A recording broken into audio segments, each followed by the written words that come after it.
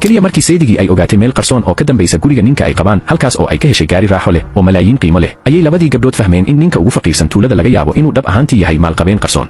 Si ay u ogaadaan runta ku saabsan aqoonsigiisa dhabta ah, labadoodii waxay aadeen jikada si ay u raadiyaan. Halkii ay ka heli lahaayeen waxay heleen dhalo khamri ah oo qaali ah.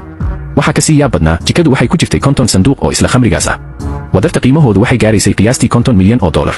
Iyagoo farxad la buursamay waxay u carareen beerta si ay u helaan ninka. Halkaas ayay ku arkeen isagoo si degan u cabaya khamri, taas oo sii xaqiijisay shakigooda. Si degdeg ah ayay ugu tageen waxayna ka dalbadeen sharaxaad.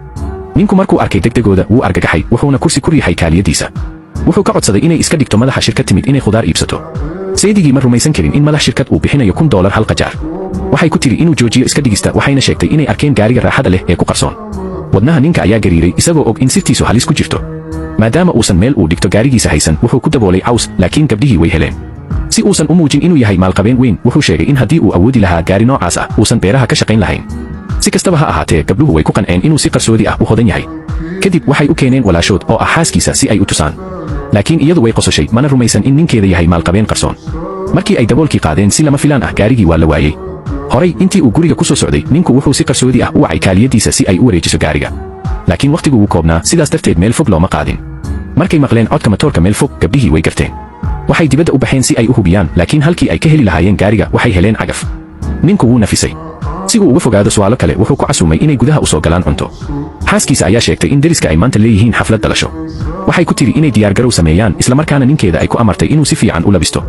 Markii qof walba baxay, ninku wuxuu wacay kaaliyadiisa si ay hadiyad ugu dirto deriska magaca shirkadda. Isaguna wuxuu iska dhigay qof sabool ah, isagoo keenay 2 dhalo oo khamri ah.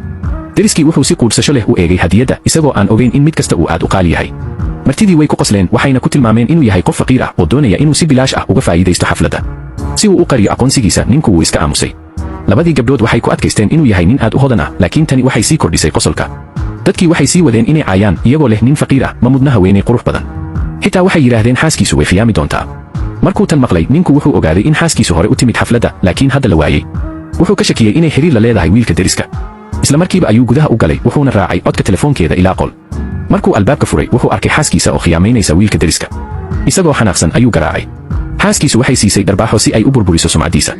Wuxuu jiiday dibadda. Waqtigaas qof walba wuxuu ogaaday runta. Xaaskiisu waxay qiratay in mar kasta oo uusan guriga joogin ay la joogtay wiilka deriska. Inkasta oo ninku si wanaagsan ula dhaqmi jiray, waxay ku quudsatay saboolnimadiisa. Dhanka kale, wiilka deriska wuxuu helay heshiis shirkad weyn.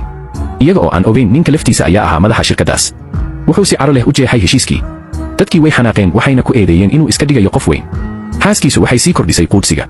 Wiilka deriska wuxuu sheegay in kaaliyada shirkaddu iman doonto si ay heshiiska u saxiixdo, wuxuuna ku amray ninka inuu raali geliyo. Labadii gabdhood waxay isku dayeen inay difaacaan, iyagoo sheegay in ninku yahay qof muhiim ah.